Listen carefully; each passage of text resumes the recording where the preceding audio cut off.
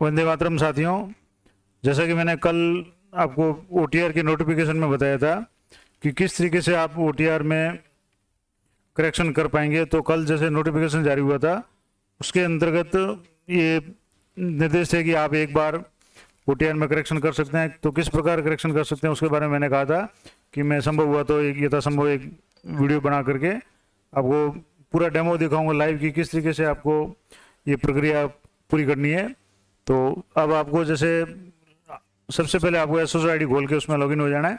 उसके बाद में रिक्रूटमेंट पोर्टल पे आपको जाना है, जैसा कि जो निर्देश है कल मैंने जो आपको बताया था।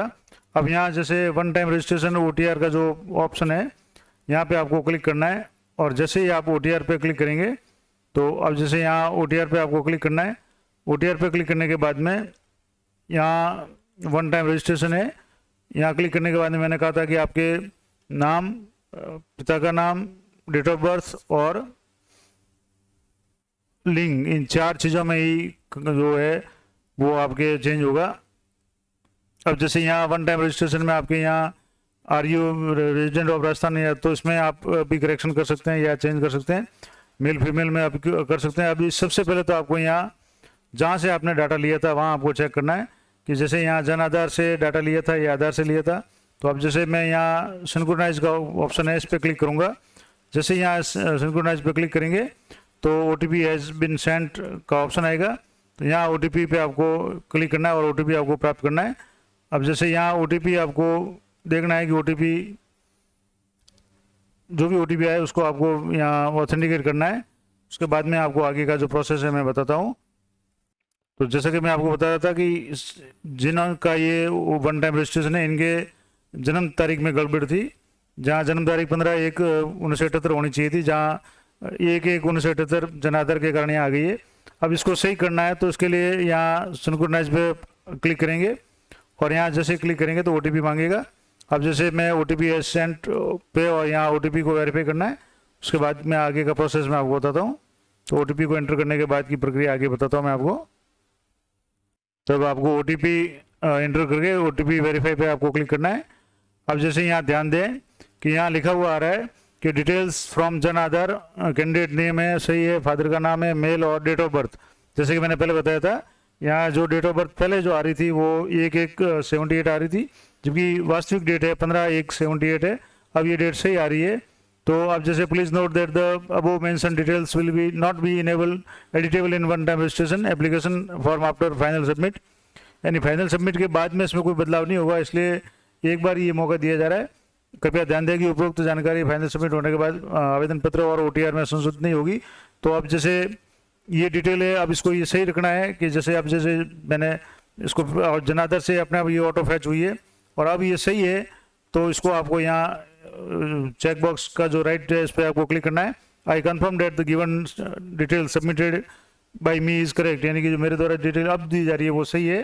यानी कि जो पहले 1/1/78 थी अब उसकी जगह सही डेट है वो 15/1/78 हो गई है, क्योंकि जन आधार को अपडेट पहले करवा लिया है। अब जब ऑप्शन आया तो इसको जन आधार को अपडेट करने के बाद में ये डेट सही आ रही है। अब जैसे यहाँ फाइनल सबमिट पे आपको क्लिक करना है। अब जैसे मैं फाइनल सबमिट पे क्लिक कर रहा हूँ तो प्रोफाइल सिंक्रोनाइज सक्सेसफुली आ गया। अब ओके पे आपको क्लिक करना है।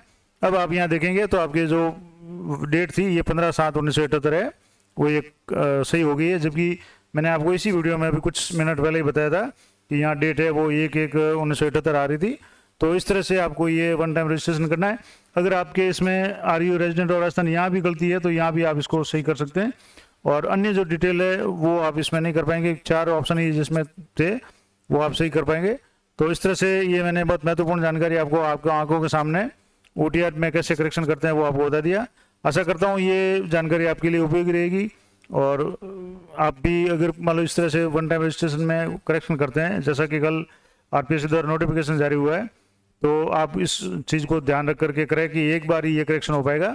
और किस तरीके से करेक्शन करना है मैंने आपको बता दिया, पूरा प्रोसेस लाइव आपके सामने बता दिया।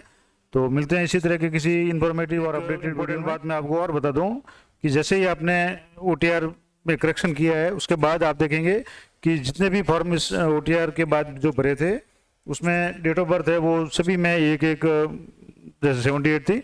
अब आपको वापस इनको चेक करना है। जैसे ये जितने भी फॉर्म भरे इसमें से कोई भी फॉर्म है जैसे यहाँ माई एप्लीकेशन में व्यू एप्लीकेशन पे आप जाएंगे तो एक भी कोई भी एप्लीकेशन आप खोलेंगे यहाँ, तो यहाँ आप देखेंगे कि यहाँ जो भी डेट है, जो जन्म तारीख है, यहाँ आपको देखनी है। ये जो जन्म तारीख मैं आपको बता रहा हूँ, यहाँ जितने भी फॉर्म है सभी में आपके ये जन्म तारीख इनके 15/1/2/1978 हो गई है। यानी कोई सी भी फॉर्म को आप देखेंगे तो वहाँ जन्म तारीख है वो अपडेट हो चुकी है।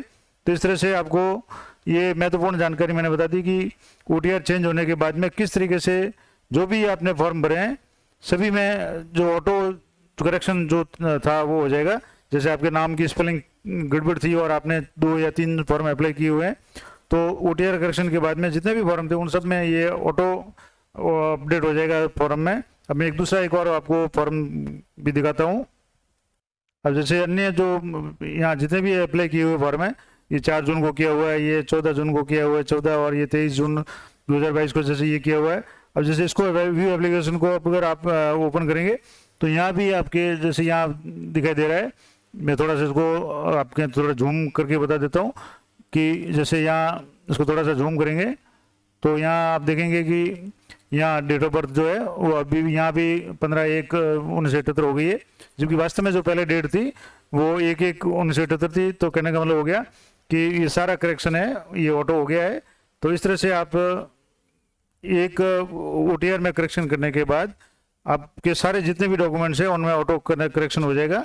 तो ये महत्वपूर्ण जानकारी थी। इसी तरह के अपडेटेड वीडियो के लिए चैनल पर बने रहें। आशा करता हूँ ये जानकारी आपके लिए उपयोगी रहेगी।